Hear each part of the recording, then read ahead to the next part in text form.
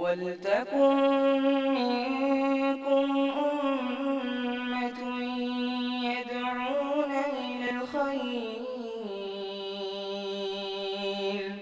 وَيَأْمُرُونَ بِالْمَعْرُوفِ وَيَنْهَوْنَ عَنِ الْمُنكَرِ وَأُولَٰئِكَ هُمُ الْمُفْلِحُونَ. إن الحمد لله نحمده ونستعينه ونستغفره ونعوذ بالله من شرور أنفسنا ومن سيئات أعمالنا.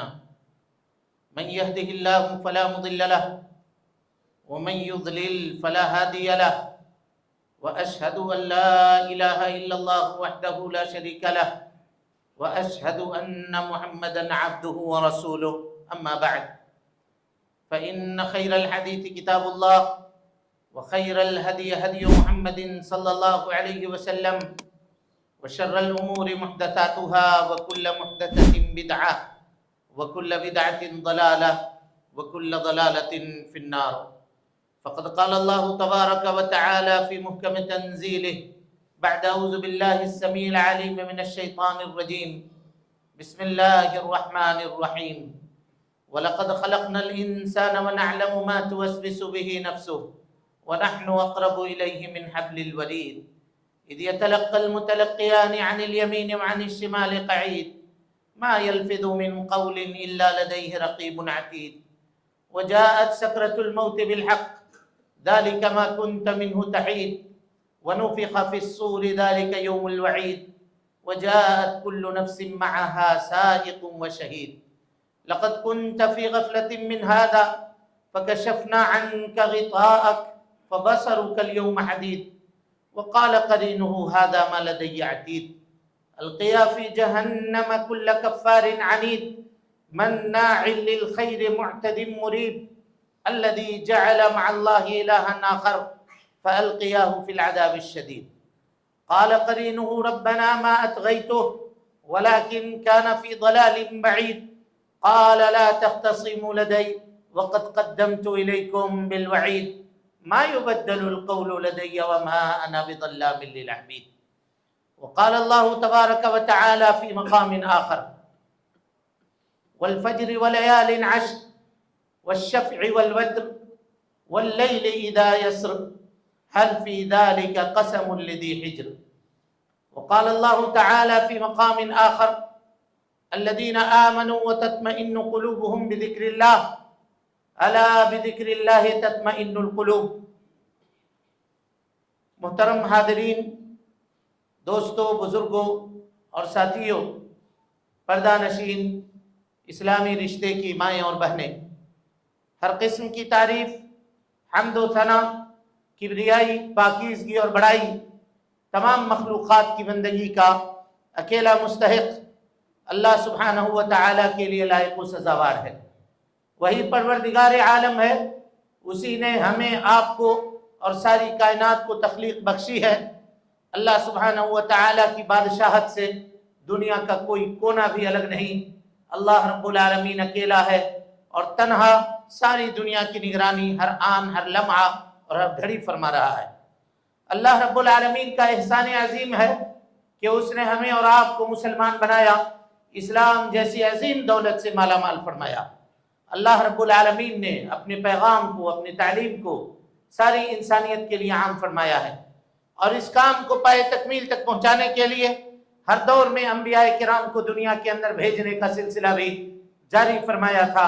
آخری نبی آخری پیغام لے کر، آخری قانون اور آخری شریعت لے کر اس دنیا کے اندر تشریف لائے، اور اس آخری نبی نے جس طرح سے اللہ رب العالمین کے دیے ہوئے آخری پیغام کو پایا تھا، ہو بہو ایسا ہی بغیر کسی کمی اور بیشی کے انسانیت کے سامنے پیش فرما دیا۔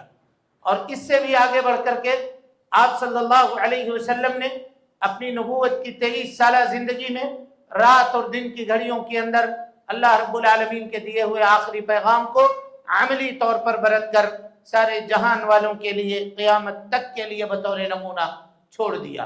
درود و سلام ہو اشرف المخلوقات میں سب سے افضل، قیامت کے دن کے سردار جناب محمد رسول اللہ صلی اللہ علیہ وسلم پر، اللهم صل على محمد وعلى آل محمد كما صليت على إبراهيم وعلى آل إبراهيم إنك حميد مجيد اللهم بارك على محمد وعلى آل محمد كما باركت على إبراهيم وعلى آل إبراهيم إنك حميد مجيد. حاضرین گرامی، دوستوں، بزرگوں اور ساتھیوں، پردہ نشین خواتین اسلام، دنیا کے سب سے افضل اور سب سے بزرگ اور سب سے اہم ایام سے، دنوں سے ان دنوں ہم اور آپ گزر رہے ہیں. ذی الحجہ کی اور آج دوسری تاریخ ہے، اور آپ سب کو وہ حدیث معلوم ہے، آپ بارہا سنتے رہے ہیں کہ اللہ کے نبی صلی اللہ علیہ وسلم نے فرمایا ما من ایام العمل الصالح فیہن احب الی اللہ، کہ دنیا کے دیگر تمام ایام میں کیے جانے والے اعمال کے مقابلے میں ان 10 دنوں کے اندر کیے جانے والا عمل یہ اللہ سبحانہ و تعالیٰ کے نزدیک سب سے زیادہ محبوب ہے، سب سے زیادہ پسندیدہ ہے. صحابہ کرام نے پوچھا ولل جہاد فی سبیل اللہ، اے اللہ کے نبی صلی اللہ علیہ وسلم کیا جہاد فی سبیل اللہ بھی نہیں؟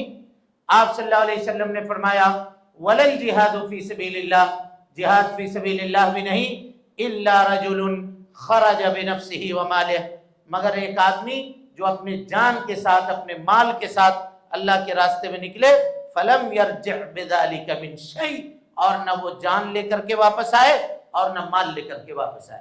یعنی اپنی جان کو اور اپنے مال کو اللہ رب العالمین کے راستے میں قربان کر دے کہ وہ زیادہ افضل ہوگا. لیکن اس کے علاوہ جتنے اعمال ہیں دنیا کے اندر، ان 10 دنوں میں اگر کوئی آدمی وہ عمل کرتا ہے تو وہ اللہ سبحانہ و تعالیٰ کے نزدیک سب سے زیادہ پسندیدہ عمل ہے. میرے بھائیوں، ہم سب کی غفلت کا یہ معاملہ ہے کہ یہ ایام ہماری زندگی میں آتے ہیں اور چلے جاتے ہیں، لیکن اس سے کما حقہ، جس طرح سے ایک مسلمان کو فائدہ اٹھانا چاہیے، ایک مومن بندے کو مستفید ہونا چاہیے، اور جس قدر اس کو تڑپنا چاہیے، اس کے دل کے اندر نیکیوں کی آرزو جس قدر ہونی چاہیے، افسوس کا مقام ہے کہ وہ ہم میں دیکھنے میں نہیں آتا. ایام برکتوں کے، رحمتوں کے، فضیلتوں کے، مغفرتوں کے، اللہ رب العالمین کے رحمتوں کے حصول کے گزرتے چلے جاتے ہیں، آتے چلے جاتے ہیں، لیکن ہم ہیں کہ ہم اپنے شب و روز میں مگن ہیں، ہم اپنے معاملات میں، اپنے دھن میں جیے جا رہے ہیں، اور اللہ سبحانہ و تعالیٰ کی ان نعمتوں کے ناقدری کے ہم مستحق ٹھہر رہے ہیں. میرے بھائیوں، اللہ تعالیٰ فرماتا ہے کہ آگاہ ہو جاؤ، وَمَن يُعَظِّمْ شَعَائِرَ اللَّهِ، جو اللہ رب العالمین کے شعائر کی تعظیم کرتا ہے، فَإِنَّهَا مِن تَقْوَى الْقُلُوبِ، یہ آدمی کے تقوی کی بات ہے، یہ اس کے ایمان کی بات ہے.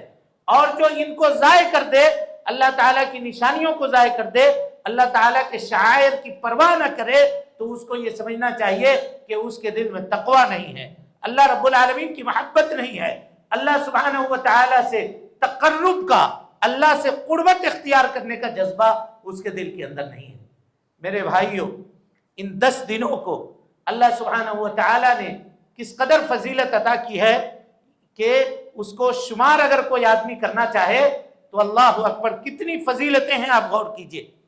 کہا کہ یہ ذی الحجہ کا یہ جو مہینہ ہے یہ اشہر حرم میں سے ایک مہینہ ہے، اور ذی قعدہ، ذی الحجہ اور محرم، یہ 3 مہینے حرمت والے مہینے یہ لگاتار ہیں، جس میں سے ذی الحجہ یہ ایک مہینہ ہے. اس کے شروع کے جو 10 دن ہیں اس میں دنیا کی تمام عبادتیں، یا یہ کہیے کہ اسلام کے ارکان ایک ساتھ اکٹھے ہو جاتے ہیں، جمع ہو جاتے ہیں.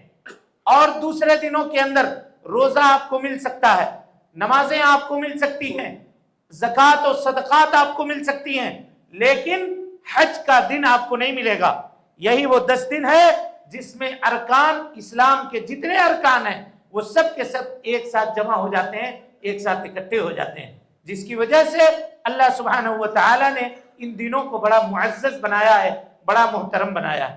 ابن قیم کہتے ہیں کہ یہ وہ دن ہیں کہ جس میں اللہ سبحانہ و تعالیٰ کی پاکیزگی اس کی کبریائی، اس کی عظمت سورج، چاند، درخت، ستارے، سیارے، یہ سب کچھ بیان کرتے ہیں، عام دنوں کے اندر بھی کرتے ہیں، لیکن ان دنوں کے اندر کثرت سے بیان کرتے ہیں۔ کیوں؟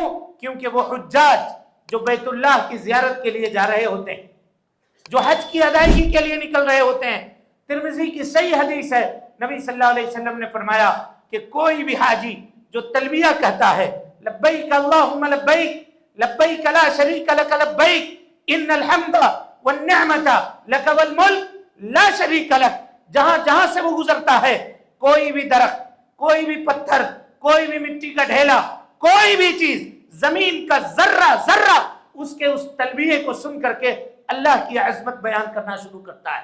حتی ینقطع الارض من ہا ہنا وہا ہونا وہا ہونا، نبی صلی اللہ علیہ وسلم نے کہا کہ یہاں سے گزرتا ہے، وہاں سے گزرتا ہے، وہاں سے گزرتا ہے، جہاں جہاں سے گزرتا ہے اس کے تلبیہ کی پکار سن کر کے یہ کنکر، یہ پتھر، یہ پہاڑ، یہ درخت، یہ ساری چیزیں اللہ رب العالمین کی کبریائی اور اس کی عظمت میں مصروف ہو جاتے ہیں، مشغول ہو جاتے ہیں۔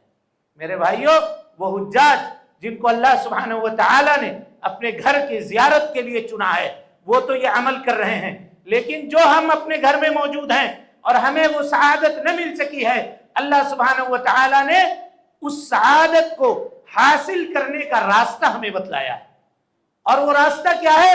وہ اللہ کا ذکر ہے میرے بھائیوں، اللہ کا ذکر ہے۔ اور یاد کیجئے، فرمایا تھا اللہ کے نبی جناب محمد رسول اللہ صلی اللہ علیہ وسلم نے، ایک صحابی آئے، کہا اللہ کے نبی صلی اللہ علیہ وسلم، اسلام کے بہت سارے اعمال ہیں، بہت سارے اعمال ہیں، کتنے عملوں کو انجام دوں، لیکن آپ سے ایک درخواست ہے۔ کہا کیا درخواست ہے؟ بتاؤ، کوئی ایسا عمل بتلا دیجئے جس کے اوپر زندگی بھر مداومت کروں، میں ہمیشہ اس کے اوپر قائم رہوں۔ نبی صلی اللہ علیہ وسلم نے اس کو آسان عمل بتلایا، کہا لا یزال لسانک رطبا بذکر اللہ، ہمیشہ اپنی زبان کو اللہ رب العالمین کے ذکر سے تر و تازہ رکھو، ہمیشہ ذکر کرتے رہو اللہ سبحانہ و تعالیٰ کا۔ میرے بھائیوں، نماز پڑھنا بھی ذکر ہے، روزہ رکھنا بھی ذکر ہے، حج کرنا بھی ذکر ہے، تلاوت قرآن مجید بھی ذکر ہے، سبحان اللہ، الحمدللہ، ولا الہ الا اللہ، واللہ اکبر، وللہ الحمد، یہ سارے الفاظ یہ بھی ذکر ہیں۔ انسان کو چاہیے کہ ان ایام میں وہ کثرت کے ساتھ اللہ رب العالمین کا ذکر کرے، فرض نمازوں کو اس کے وقت کے اوپر ادا کرنے کی کوشش کرے، تکبیر اولا کو فوت نہ ہونے دے، کوشش کرے کہ مسجد میں اذان کے وقت یا اذان سے پہلے حاضر ہو جائے، اور نوافل کا کثرت سے اہتمام کرے، صدقہ و خیرات کیا کرے، اور اگر اللہ تعالیٰ نے کسی کو توفیق دی ہے تو 1 تاریخ سے لے کر کے 9 تاریخ تک، عرفہ کے دن تک اسے چاہیے کہ وہ روزہ رکھے، اور چاہیے کہ نیکی کے جس قدر اعمال ہو سکے ان عملوں کو انجام دے، تہجد کی نماز اٹھ کر کے رات میں ادا کرے، اور اللہ رب العالمین سے اپنے گناہوں کی معافی اور اپنے گناہوں سے مغفرت کا طلبگار ہو۔ انہی 10 دنوں کے اندر ایک دن ہے میرے بھائیوں جو یوم عرفہ کا دن ہے، جس دن اللہ سبحانہ و تعالی سب سے زیادہ لوگوں کی مغفرت فرماتا ہے اور جہنم سے آزادی کا پروانہ حاصل کرتا ہے۔ نبی صلی اللہ علیہ وسلم نے حاجیوں کے لیے وقوف عرفہ رکھا تو غیر حاجیوں کے لیے اس دن کا روزہ مشروع قرار دیا کہ اگر 9 ذی الحجہ کو کوئی آدمی روزہ رکھے تو اللہ سبحانہ و تعالی اس کے 1 سال اگلے اور 1 سال پچھلے گناہوں کو معاف فرما دیتا ہے۔ یہ ایک روزے کی فضیلت ہے، ایک روزے کی یہ فضیلت، اور جو شخص ان 9 دنوں کے اندر روزہ رکھے میرے بھائیوں، اللہ سبحانہ و تعالی اس کو کس قدر نوازے گا اس کا اندازہ ہم کر سکتے ہیں۔ فرمایا نبی صلی اللہ علیہ وسلم نے کہ کوئی آدمی ایک دن اگر اللہ کے راستے میں روزہ رکھے، بعد اللہ وجہہ من النار 70 خریفہ، اللہ رب العالمین ایسے شخص کے چہرے کو جہنم سے 70 سال کی مسافت دور کر دیتا ہے، 70 سال کی دوری ہو جاتی ہے، اس کے چہرے کو اللہ سبحانہ و تعالی جہنم سے اتنا دور کر دیتا ہے۔ لیکن ان ایام سے، ان کی فضیلتوں سے اور ان کی برکتوں سے میرے بھائیوں ہم غافل ہیں۔ ان ایام میں کیے جانے والا جو عمل ہے وہ اللہ سبحانہ و تعالی کا ذکر ہے۔ انسان کو چاہیے کہ وہ کثرت سے اللہ تعالیٰ کا ذکر کرے۔ علماء نے ذکر کی 2 قسمیں بیان کی ہیں۔ ایک قسم کہتے ہیں ذکر لسانی، زبان سے اللہ کا ذکر کرنا، زبان سے ذکر جیسے سبحان اللہ، الحمدللہ، ولا الہ الا اللہ، اسی طرح سے قرآن مجید کی تلاوت کرنا، لا الہ الا اللہ وحدہ لا شریک لہ لہ الملک و لہ الحمد وہو علی کل شیء قدیر، یہ پڑھنا، یہ ساری کی ساری چیزیں ذکر کے اندر ہیں، سب ذکر ہے۔ یہ اس کو کہتے ہیں ذکر لسانی۔ اور ایک ذکر ہے میرے بھائیوں جس کو کہا جاتا ہے ذکر قلبی، دل سے اللہ کا ذکر کرنا۔ اور دل سے اللہ کا ذکر کیسے ہوتا ہے کہ آدمی کہیں تنہائی میں بیٹھا ہوا ہے، اکیلے بیٹھا ہوا ہے، اب زبان اس کی خاموش ہے لیکن اس کے دل کے اندر کچھ چل رہا ہے، اور وہ کیا چل رہا ہوتا ہے کہ وہ یوم آخرت کو یاد کر رہا ہوتا ہے، جنت کے بارے میں سوچ رہا ہوتا ہے، جہنم کے بارے میں سوچ رہا ہوتا ہے، وہ یہ سوچ رہا ہوتا ہے کہ کل قیامت کا دن قائم ہوگا اور میں اپنے قبر سے اٹھوں گا، اللہ سبحانہ و تعالیٰ کے سامنے کھڑا ہوں گا، اللہ مجھ سے سوال کرے گا، جواب دے سکوں گا یا نہیں دے سکوں گا۔ پل صراط کے بارے میں سوچتا ہے، حساب کے بارے میں سوچتا ہے، میزان عدل کے بارے میں سوچتا ہے، جہنم کی آگ کے بارے میں سوچتا ہے، اور سوچتے سوچتے سوچتے اس کی آنکھوں سے آنسو جاری ہو جاتے ہیں۔ اللہ کے نبی صلی اللہ علیہ وسلم نے فرمایا یہ 7 طرح کے لوگ جن کو اللہ سبحانہ و تعالیٰ کل قیامت کے دن اپنے مخصوص سائے میں جگہ دے گا، اس میں سے ایک آدمی یہی ہوگا، وَرَجُلٌ ذَكَرَ اللَّهَ خَالِيًا، وہ آدمی جس نے اللہ کو تنہائی میں اکیلے میں یاد کیا ہو، فَفَازَتْ عَيْنَاهُ، اور اس کی آنکھوں سے آنسو بہہ پڑے ہوں۔ اس آنسو کی کتنی قیمت ہے اللہ سبحانہ و تعالیٰ کے نزدیک۔ میرے بھائیوں جہنم کی آگ کوئی پانی نہیں ٹھنڈ کر سکتی، اس کو بجھا نہیں سکتی، لیکن انسان کے آنکھ سے نکلے گئے ندامت کے یہ 2 قطرے جہنم کی آگ کو ٹھنڈا کرنے کی طاقت اور صلاحیت رکھتی ہیں اللہ سبحانہ و تعالیٰ کے فضل اور اس کے کرم سے۔ لیکن ان چیزوں سے ہم غافل ہیں، لہو و لعب کے اندر، کھیل کود کے اندر، تماشے کے اندر ہمارا وقت گزرتا ہے، اور ہم یہ چاہتے ہیں کہ اسی لیے اللہ سبحانہ و تعالیٰ نے ہمیں پیدا کیا ہے اور ہماری زندگی کا یہی مقصد ہے۔ میرے بھائیوں یہ زندگی کا مقصد نہیں ہے، زندگی کا مقصد اللہ سبحانہ و تعالیٰ کی رضامندی ہے، اور اللہ سبحانہ و تعالیٰ کی رضامندی اگر حاصل کرنا چاہتے ہیں تو اللہ تعالیٰ کا ذکر کرنا پڑے گا، اللہ کا ذکر کرنا پڑے گا۔ نبی صلی اللہ علیہ وسلم حالت سفر میں ہیں، سامنے ایک پہاڑی نظر آتی ہے، کہتے ہیں کہ یہ جمدان پہاڑی ہے، سبقت کرو، آگے بڑھو، اس پہاڑی سے آگے نکلو۔ صحابہ کرام آگے چلتے ہیں، پھر نبی صلی اللہ علیہ وسلم کہتے ہیں سبق المفردون، سبق المفردون، کچھ لوگ ایسے ہیں جو اس میں سبقت لے گئے۔ پوچھا ہے اللہ کے نبی صلی اللہ علیہ وسلم یہ مفردون کون لوگ ہیں؟ کہا الذاکرین اللہ کثیرا والذاکرات، یہ وہ لوگ ہیں جو اللہ سبحانہ و تعالیٰ کا کثرت سے ذکر کرنے والے ہوتے ہیں، جو اللہ سبحانہ و تعالیٰ کو کثرت سے یاد کرنے والے ہوتے ہیں۔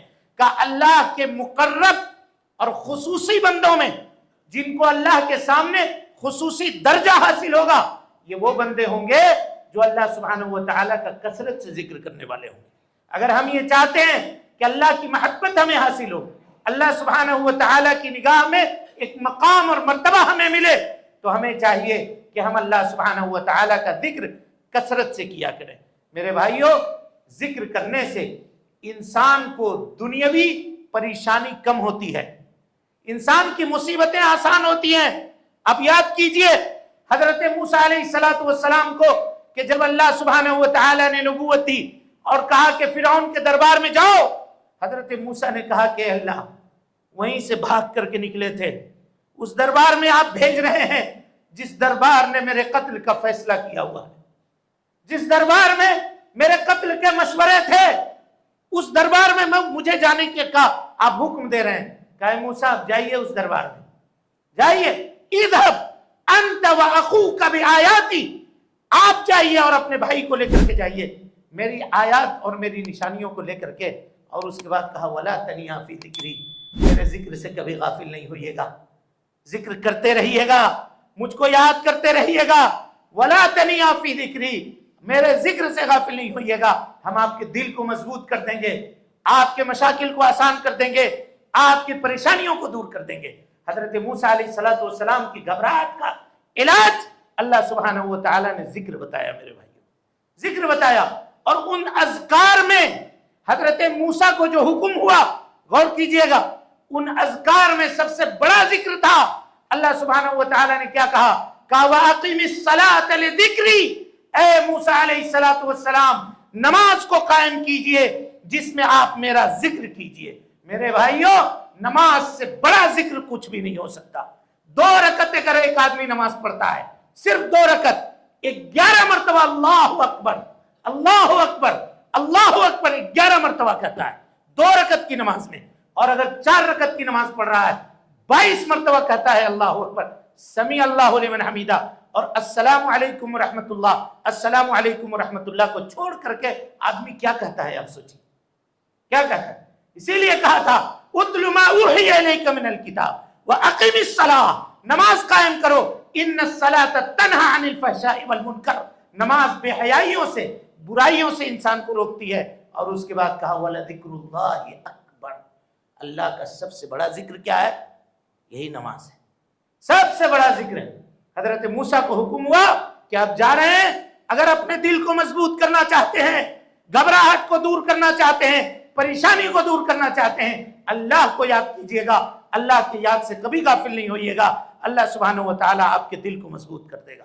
اسی کو اللہ نے قرآن مجید میں کہا الذین آمنوا، وہ لوگ جو ایمان لانے والے ہیں، وتطمئن قلوبہم بذکر اللہ، وہ اگر اپنے دل کو سکون پہنچانا چاہتے ہیں، دنیا کے مصیبتوں سے، بیماریوں سے، پریشانیوں سے، ٹینشن سے، ڈپریشن سے اگر چھٹکارا چاہتے ہیں، الا بذکر اللہ تطمئن القلوب، یاد رکھو اللہ کے ذکر سے دلوں کو سکون حاصل ہوتا ہے، دلوں کو آرام ملتا ہے، دلوں کو سکھ ملتا ہے، دلوں کو چین ملتا ہے، دلوں کے اندر طاقت حاصل ہوتی ہے۔ میرے بھائیوں، علامہ ابن قیم رحمت اللہ علیہ کہتے ہیں کہ میرے استاذ شیخ الاسلام ابن تیمیہ رحمت اللہ علیہ جب فجر کی نماز پڑھتے تو مصلی کے اوپر بیٹھے ہی رہتے، یہاں تک کہ دن چڑھ جاتا تب بھی مصلی کے اوپر بیٹھ کر کے اللہ کا ذکر کرتے، اور وہ یہ کہا کرتے تھے، یہ کہتے تھے، اللہ اکبر، جملے کے اوپر غور کیجئے گا، کہا یہ ذکر میری طاقت ہے، یہ میرا ناشتہ ہے، جس دن میں اس کو نہ کرتا ہوں اس دن میں کمزوری محسوس کرتا ہوں، اس دن میرے جسم کے اندر نقاہت ہوتی ہے، اس دن میرے جسم کے اندر کمزوری ہوتی ہے، لہذا میں اللہ سبحانہ وتعالی کا ذکر کرتا ہوں۔ اور اس کے بعد کہتے ہیں سنو، اللہ نے 2 جنتیں بنائی ہیں، اللہ اکبر، کیا جملہ ہے دیکھیے، کہ اللہ نے 2 جنتیں بنائی ہیں، اس کی ایک جنت دنیا میں ہے اور اس کی ایک جنت آخرت میں ہے۔ اگر دنیا کی جنت سے لطف اندوز کوئی آدمی نہیں ہوا، وہ آخرت کی جنت سے لطف اندوز نہیں ہو سکتا۔ کہا دنیا کی جنت کیا ہے؟ کہا اللہ کا ذکر، اللہ کا ذکر۔ جو لطف انسان کو اللہ کے ذکر میں آتا ہے وہ جنت کے مزے سے کم نہیں ہے، جنت کی چاشنی سے کم نہیں ہے۔ اللہ کو جب بندہ یاد کرتا ہے اور اللہ سبحانہ وتعالی کے ذکر میں ہوتا ہے، اس قدر رحمت، اس قدر سکینت کا نزول اس کے اوپر ہوتا ہے۔ اور کیوں نہ ہو صحیح بخاری کی روایت ہے، صحیح مسلم کی روایت ہے، متفق علیہ روایت ہے، ان للہ ملائکۃ سیاحین علی الارض، اللہ رب العالمین نے فرشتوں کی ایک ٹولی زمین کے اوپر صرف اسی لیے اتاری ہے، یلتمسون مجالس الذکر، ذکر کے مجلسوں کو تلاشتے رہتے ہیں۔ جب کسی فرشتے کو کوئی آدمی مل جاتا ہے کہ وہ اللہ کا ذکر کر رہا ہے، ہلموا الی بغیتکم، دوسرے ساتھیوں کو آواز دیتا ہے، ادھر آؤ ادھر آؤ ادھر آؤ، جو کھوج رہے ہو، جو تلاش رہے ہو، یہاں ہے یہاں ہے، پھر وہ اپنے پروں کو پھیلا دیتے ہیں، سکینت کا نزول ہوتا ہے، اللہ کے خاص رحمتوں کی بارش ہوتی ہے۔ لمبی حدیث ہے میرے بھائیوں، آخر میں اللہ تعالیٰ کہتا ہے میرے فرشتوں تم گواہ ہونا، ہم نے اپنے اس بندے کو معاف کر دیا، ہم نے اپنے اس بندے کو بخش دیا۔ اور انسان کو کیا چاہیے؟ ہم کو گانوں سے فرصت نہیں ہے، ہم کو ایک دوسرے کی غیبت کرنے سے فرصت نہیں ہے، ایک دوسرے کے عزت و آبرو کو اچھالنے سے فرصت نہیں ہے، ایک دوسرے کے بارے میں گفتگو کرنے سے فرصت نہیں ہے۔ ہم اللہ کو کب یاد کریں گے؟ ہم اللہ کا ذکر کب کریں گے؟ میرے بھائیوں، ہم کون سی زندگی جی رہے ہیں؟ کیا یہ مسلمان کی زندگی ہے؟ کیا یہ ایک اچھے آدمی کی زندگی ہو سکتی ہے جو زندگی ہماری اور آپ کی گزر رہی ہے؟ ایام آ رہے ہیں، جا رہے ہیں، ہم کو کوئی پرواہ نہیں ہے، ہم کو کوئی فرق نہیں ہے، فارمیلٹی کی زندگی یہ گزر رہی ہے، دنیا میں آئے ہیں، جب تک زندہ رہیں گے اور پھر اس کے بعد مر کے چلے جائیں گے۔ ٹھیک ہے، دنیا کی زندگی کے حد تک یہ معاملہ ٹھیک ہے میرے بھائیوں، لیکن قبر کی ایک رات نہیں کٹے گی اس معاملے سے۔ اور ہماری یہی حرکت اگر رہی تو اس سے جان لیجئے قبر کا سیکنڈ کاٹنا مشکل ہو جائے گا، قبر کا سیکنڈ کاٹنا دقت ہو جائے گی، پریشانی ہو جائے گی۔ یا آگاہ کر رہا ہوں اس منبر سے، اور جہاں تک ہماری پہنچتی ہے آواز وہاں سے وہاں تک، کہ جن کو دنیا میں اللہ نے جنت کی بشارت دے دی تھی وہ قبر دیکھ کر کے کانپا کرتے تھے۔ ہمارا دل تو نہیں ڈولتا، ہاں ہمارا دل کانپتا نہیں ہے؟ کب کب ہفتوں ہو گئے اس مسجد میں ایسے لوگ بیٹھے ہوں گے، ہفتوں ہو گئے ہوں گے کہ انہوں نے نماز نہیں پڑھی ہوگی، پچھلا جمعہ پڑھا ہوگا اور آج آئے ہوں گے اور آج آئے ہوں گے۔ اللہ کے ڈر نہیں لگتا؟ خوف نہیں ہے؟ ارے وہ لکڑی کے بارے میں نہیں سنا ہے آپ لوگوں نے، جس کو نبی نے منبر بنایا تھا، کھجور کا ایک تنا تھا، جب وہ کرسی تیار کر دی گئی، منبر بنا دی گئی، صحابہ نے لکڑی اٹھا کر کے مسجد نبوی کے کونے میں ڈال دی، اور وہ لکڑی رونے لگی، سسکیاں لینے لگی۔ ایک بچہ جس طرح سے سسک سسک کے ہچکی باندھ کے روتا ہے کہ اس طرح سے رونے لگی۔ اتنا معاملہ ہوا اس کے رونے کا کہ پیارے مصطفیٰ کو خطبہ روکنا پڑا، اتر کے گئے، سینے سے لگا لیا، تھپکی دی، دیر تک چپ کروایا اس کو، چپ ہو جاؤ چپ ہو جاؤ چپ ہو جاؤ، اور اس کے بعد صحابہ کی طرف دیکھ کر کے گویا ہوئے یہ لکڑی رونے لگی، کیونکہ اللہ کا ذکر سنا کرتی تھی، اللہ کا یاد سنتی تھی، قرآن اور حدیث کو یہ سنتی تھی۔ ہائے رے لکڑی تیری قسمت اور ہماری بدنصیبی، ہمارا دل اس لکڑی سے بھی سخت ہے کیا؟ دل ہے دھڑکنے والا دل ہے کہ پتھر ہے؟ کیا ہے بھائی ہمارے اندر؟ کبھی ٹیسٹ کروائیے، دیکھیے ہے دل بھی کہ نہیں ہے، کہ بغیر دل کے ہم ہیں؟ کس مٹی کے بنے ہیں؟ اور کون سا اس کے علاوہ کون سی چیزیں ڈرانے والی اور ہم کو آگاہ کرنے والی آئیں گی؟ کتنے مردوں کو دفن نہیں کیا، کتنے زلزلے نہیں دیکھے، سیلاب کے جھونکوں نے آ کر کے ہم کو جھنجھوڑ نہ سکی، تو ہم پھر کس بات کے اور انتظار میں ہم ہیں؟ کس چیز کے انتظار میں؟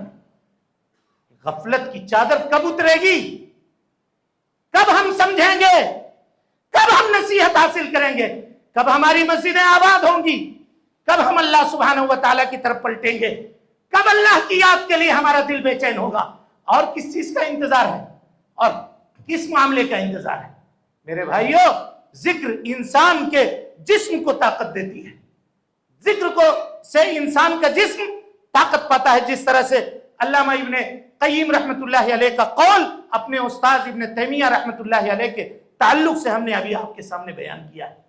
میرے بھائیوں، ذکر، اگر آدمی تھکا ہوا ہو، اگر آدمی پریشان ہو، اللہ کے ذکر سے اس کی تھکاوٹ دور ہو جاتی ہے۔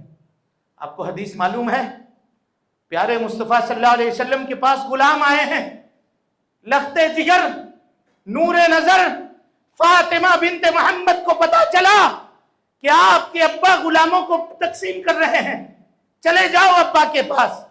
کام کرتے کرتے تھک جاتی ہو، ہاتھوں میں گھٹے پڑ گئے ہیں، پانی اٹھانا پڑتا ہے، چکی پیسنی پڑتی ہے، جاؤ ابا سے کہنا کہ غلام تمہیں دے دیں۔ نور نظر بیٹی، لختے جگر بیٹی، جس کے بارے میں پیارے مصطفیٰ نے کہا تھا فاطمہ بضعۃ منی، فاطمہ میرے وجود کا حصہ ہے، یریبنی ما حرابہا، جو اسے تکلیف پہنچتی ہے مجھے تکلیف پہنچتی ہے، فاطمہ کا دکھ میرا دکھ ہے، فاطمہ کا غم میرا غم ہے، جس کے بارے میں پیارے مصطفیٰ نے کہا تھا۔ میرے بھائیوں، ہم بھی تو بیٹیوں والی ہیں، ہمیں بھی تو اللہ نے بیٹے بیٹی کی دولت سے نوازا ہے جان۔ بیٹیوں کا دکھ معلوم ہے آپ کو؟ آئی دکھ لے کر کے ابا کے سامنے، ابا کو سب پتا ہے، چیزیں موجود ہیں، کہ ابا یہ ہاتھوں کے گٹھے دیکھتے ہو، چکیاں اٹھاتی ہوں، پانی کے مشکے سے دھوتی ہوں، تھک جاتی ہوں، آپ کے پاس سنا ہے کچھ غلاموں کو تقسیم کر رہے ہیں، ایک غلام اپنی بیٹی کو دے دو نا، ذرا اس کے لیے آسانی ہو جائے گی، ذرا اس کے کام کاج میں سہولت ہو جائے گی، ذرا بیٹی کو سکون اور اطمینان حاصل ہو جائے گا۔ میرے بھائیوں، اللہ کے نبی جناب محمد رسول اللہ کا عدل دیکھیے، اس کا انصاف دیکھیے۔ پیارے مصطفیٰ صلی اللہ علیہ وسلم نے کہا کہ نہیں بیٹی، نہیں، تم سے زیادہ مستحق میرے غریب صحابہ ہیں ان غلاموں کے، میں ان کو دیتا ہوں، لیکن ہاں تو آئی ہے تو باپ کے گھر سے تجھے ہم خالی ہاتھ نہیں بھیجیں گے، تجھے بھی دیں گے۔ سنو، جب کام کاج کر کے تھک جانا، میری مائیں اور بہنیں غور سے سنیں اس کو، کا کام کاج کر کے جب تھک جانا اور بستر پہ جب سونے کے لیے پہنچنا تو 33 مرتبہ سبحان اللہ، 33 مرتبہ الحمدللہ اور 34 مرتبہ اللہ اکبر کہہ دینا، تیری ساری تھکاوٹیں دور ہو جائے گی، جسم کے اندر توانائی آ جائے گی، جسم کے اندر مضبوطی آ جائے گی۔ کوئی کیپسول کھانے کی ضرورت نہیں ہے، کوئی کیلشیم کی ضرورت نہیں ہے، کسی ویٹامن کی ضرورت نہیں ہے، اللہ کا ذکر کر لو، اللہ کا ذکر کر لو، اللہ جسم کو توانائی بخش دے گا، جسم کے اندر طاقت بخش دے گا، جسم طاقت سے بھر جائے گا۔ یہ اللہ سبحانہ و تعالیٰ کے ذکر میں فائدہ ہے میرے بھائی، لیکن ہم کو اس کی فرصت ہو تب نا، چاہے خاتون ہو چاہے مرد ہو، اگر اس کو 5 منٹ کا وقت ملے تو وہ فیس بک چیک کرے گا کہ اللہ کا ذکر کرے گا، 5 منٹ کا وقت ملے تو واٹس ایپ پہ چیٹ کرے گا، کسی سے میسج کرے گا، کسی سے باتیں کرے گا کہ اللہ سبحانہ و تعالیٰ کا ذکر کرے گا۔ کیا کرے گا؟ یہ فیصلہ ہمیں کرنا ہے میرے بھائیوں، یہ فیصلہ ہمیں کرنا ہے۔ ان ایام سے جن ایام سے ہم اور آپ گزر رہے ہیں، ان ایام میں حضرت عبداللہ ابن عمر رضی اللہ تعالیٰ عنہ، حضرت ابو ہریرہ رضی اللہ تعالیٰ عنہ بازاروں کے اندر نکلا کرتے تھے اور زور سے پڑھتے تھے اللہ اکبر، اللہ اکبر، لا الہ الا اللہ، واللہ اکبر، اللہ اکبر وللہ الحمد۔ کہاں ہماری بازاروں میں یہ آوازیں آتی ہیں؟ کہاں یہ باتیں سمجھ میں آتی ہیں؟ ارے اللہ کے ذکر سے شرم محسوس کرتے ہیں، اللہ کے ذکر سے شرم محسوس کرتے ہیں۔ کوئی ڈھول بجا کے شرک کرنے میں شرم محسوس نہیں کرتا، ڈی جے بجا کے شرک کرنے میں لوگ شرم محسوس نہیں کرتے۔ آپ کو اللہ اکبر بولنے میں شرم آتی ہے؟ کیسے مسلمان ہیں ہم اور آپ، کیسے ایمان والے ہیں ہم اور آپ؟ اپنے رب کے ذکر سے ہم کو فرصت نہیں ہے، رب کا ذکر کریں اس بات کی فرصت نہیں ہے، اس سے شرم ہے تو پھر کیا ہے؟ ہم کون سا ایمان ہے ہمارا اور کس دین کے ہم ماننے والے ہیں؟ کبھی اس کے بارے میں سوچئے گا تنہائی میں، کبھی اس کے بارے میں غور کیجئے گا۔ میرے بھائیوں، یہ جو ایام چل رہے ہیں یہ ذکر کے ایام ہیں، ذکر کے ایام ہیں۔ علماء نے اس بات کے اوپر بحث کی ہے کہ رمضان کے دن زیادہ فضیلت والے ہیں یا یہ 10 دن زیادہ فضیلت والے ہیں۔ میں اس اختلاف میں آپ کو نہیں لے کر جانا چاہتا، لیکن صرف اتنا بتانا ضرور چاہتا ہوں کہ علماء کا اس بات کے اوپر بحث کرنا یہ اس بات پر دلیل ہے کہ یہ مہینے بہت فضیلت والے ہیں، بہت فضیلت والے یہ دن ہیں، اور بہت فضیلت والا یہ 10 دن شروع سے 1 تاریخ 1 ذی الحجہ سے لے کر کے 10 ذی الحجہ تک ہے میرے بھائیوں، بہت فضیلت والے یہ ایام ہیں۔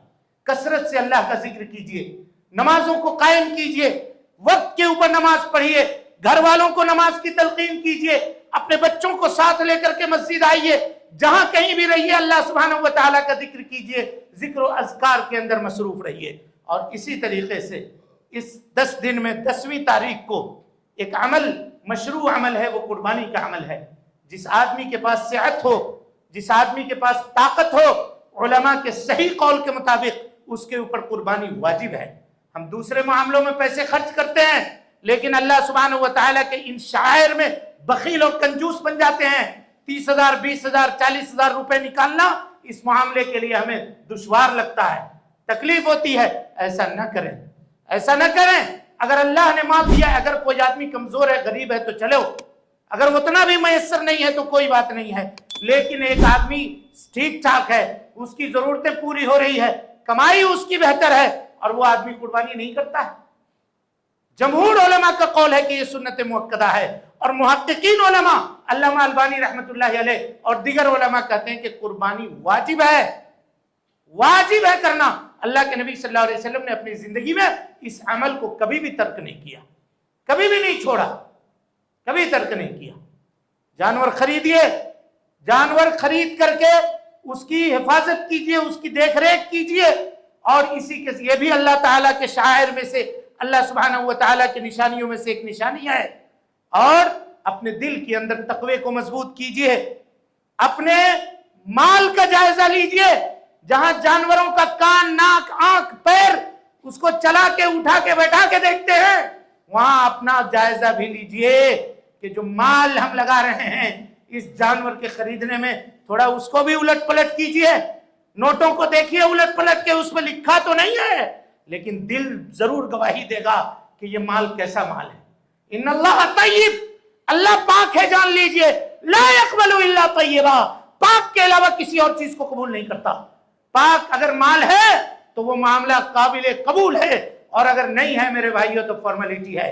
ہاں ایک راستہ ضرور ہے، ابھی سورج جو ہے مغرب سے طلوع نہیں ہوا ہے، ابھی ہماری روح ہمارے حلق پہ نہیں پہنچی ہے۔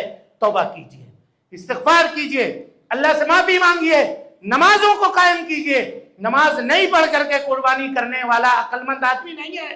اللہ نے کہا فَصَلِّ لِرَبِّكَ وَانْحَرْ، پہلے نماز پڑھیے پھر قربانی کیجئے۔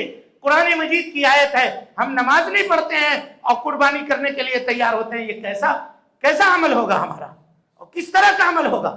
اللہ کہتا ہے لَن يَنَالَ اللَّهُ، اے لوگو، اللہ سبحانہ و تعالیٰ کے سامنے نہ تو تمہارے قربانی کا خون پہنچتا ہے، نہ اس کا گوشت پہنچتا ہے۔ لَن يَنَالَ اللَّهَ لُحُومُهَا وَلَا دِمَاؤُهَا وَلَكِنْ يَنَالُهُ التَّقْوَى مِنْكُمْ، اللہ تمہارے دل کے تقوی کو دیکھتا ہے، کتنا ڈر ہے تمہارے دل کے اندر، اللہ سے کس قدر خوف کھانے والا ہے یہ انسان، اللہ اس کو دیکھتا ہے۔ اور اسی کے ساتھ ساتھ میرے بھائیوں، روزے رکھیے، ان دنوں میں خوب صدقہ و خیرات کیجئے، اللہ کے راستے میں دیجئے، کیونکہ ان دنوں میں جو صدقہ و خیرات کرے گا دوسرے دنوں کے مقابلے میں افضل ہے۔ بلکہ علماء نے لکھا ہے رمضان کے دن میں، غور سے اس جملے کو سنیے گا، جس نے رمضان کے دن میں صدقہ و خیرات کیا ہوگا اس سے بھی زیادہ افضل ان 10 دنوں کے اندر صدقہ و خیرات کرنا ہے۔ رمضان کی عبادتوں سے زیادہ افضل ان 10 دنوں کے اندر عبادت کرنا ہے۔ غور کیجئے کتنی فضیلت ہے، ہم غافل ہیں، ہم کو کوئی فرق نہیں پڑتا ہے۔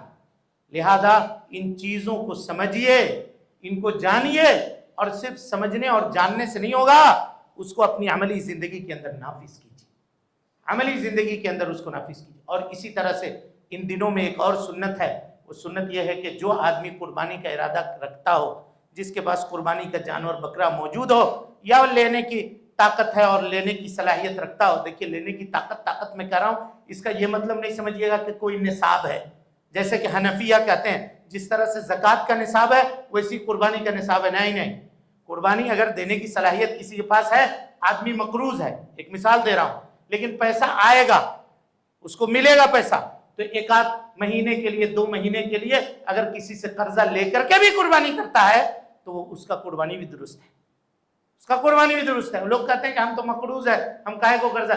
جب آپ مقروض ہیں تو دوسرے آپ کے اور اعمال نہیں ہو رہے ہیں انجام، سب کام کر رہے ہیں قرضہ رکھتے ہوئے، اپنی ساری ضرورت پوری کر رہے ہیں، تو قرضہ سے خالی قربانی سے کیوں رک رہے ہیں؟ تو آدمی اگر اس وقت نہیں مال ہے موجود، آنے والا ہے، آئے گا تو ادا کر دیں گے۔ کوئی اگر قرضہ دینے والا ہے، قرض حسنہ، تو اس سے لے کر کے آدمی کو چاہیے کہ وہ قربانی کرے، لیکن اس عبادت کو وہ انجام دے۔ اور جو قربانی کا ارادہ رکھتا ہو وہ اپنے بال کو اور اپنے ناخن کو اور جسم کے کسی حصے کے چمڑے کو بھی جان بوجھ کر کے نہ کاٹے، نہ اکھاڑے ان دنوں کے اندر۔ ام المومنین سے اور اس طرح سے دیگر صحابہ سے یہ روایت موجود ہے کہ جب ذی الحجہ کا چاند نظر آ جائے اور تم میں کا کوئی آدمی قربانی کا ارادہ کرتا ہو تو وہ اپنے جسم سے کوئی بال نہ کاٹے اور اسی طرح سے کہیں کا کوئی چمڑا بھی نہ کاٹے۔ تو اس کے اوپر انسان کو چاہیے کہ وہ عمل کرے۔ اس کے علاوہ قربانی کے دیگر مسائل ہیں، انشاءاللہ پھر ہم آئندہ کے خطبے میں آپ کے سامنے رکھیں گے۔ اللہ سبحانہ و تعالیٰ سے دعا ہے کہ وہ ہم سب کو حسن عمل کی توفیق دے، ہم سب کی اصلاح فرمائے، نیکیوں کو قبول کرے، رب العالمین سیئات سے درگزر فرمائے۔ اے اللہ جو حجاج حج بیت اللہ کے لیے گئے ہوئے ہیں، رب العالمین ان کی حفاظت فرمائے۔ اے اللہ ان کے ارکان کو اچھے سے ادا کرنے کی توفیق دے۔ اے اللہ ان کو نیکیوں کو سمیٹتے ہوئے سالمین غانمین اپنے وطن واپس لوٹا دے۔ سعودی عرب کے خلاف جو لوگ پروپیگنڈا کر رہے ہیں، کچھ باتیں پھیلا رہے ہیں، اللہ سبحانہ و تعالیٰ ان سے نمٹ لے۔ مملکت توحید کی اللہ حفاظت فرمائے، وہاں کے بادشاہوں کی حفاظت فرمائے۔ اللہ سبحانہ و تعالیٰ ان کے خلاف سازش اور ષڈینتر کرنے والوں کو ملیامیٹ کر دے۔ اے اللہ جو لوگ بلد توحید سے دشمنی رکھتے ہیں، اللہ سبحانہ و تعالیٰ ان کے دشمنیوں کو انہی کے جانب واپس پلٹا دے۔ اے اللہ حج کو تو اپنے حفظ و امان میں مکمل فرما دے۔ اے اللہ حاجیوں کی حفاظت فرما لے۔ اے اللہ پوری دنیا کے مسلمانوں کی حفاظت فرما لے۔ اے اللہ جہاں کہیں بھی مسلمان پریشان حال ہیں، رب العالمین ان کے پریشانیوں کو دور فرما دے۔ اے اللہ ہم سب تیرے محتاج بندے ہیں، رب العالمین ہم سب کی محتاجی دور فرما دے۔ اے اللہ ہم سب پر اپنی رحمت کی چادر عام فرما دے، اے اللہ ہم میں سے جو لوگ بیمار ہیں انہیں شفائے کاملہ عاجلہ نصیب فرما دے، اے اللہ جو پریشان حال ہیں رب العالمین ان کی پریشانیوں کو دور فرما دے، اے اللہ قوم کی وہ بچیاں جو مناسب رشتے کے انتظار میں ہیں اے اللہ ان کے لیے جوڑا تو بنا دے، اے اللہ رب العالمین سب کے جائز ضرورتیں پوری کر دے، جب تک زندہ رکھ، دین اسلام پہ زندہ رکھ، اور جب اٹھا ایمان پہ اٹھا۔ اقول قولی ھذا واستغفر اللہ لی ولکم ولسائر المسلمین من کل ذنب وخطیئۃ فاستغفروہ انہ کان للأوابین غفورا۔ محترم سامعین و ناظرین، آپ تمام حضرات سے گزارش ہے کہ مرکزی جامع مسجد کے خطبات اور دروس کو اگر آپ سننا چاہتے ہیں تو اس چینل کو آپ لائک کریں، اس کو سبسکرائب کریں اور اس کو لوگوں تک پھیلانے کی کوشش کریں۔ اللہ رب العالمین ہم سب کی نیکیوں کو قبول کرے، وجزاکم اللہ خیرا۔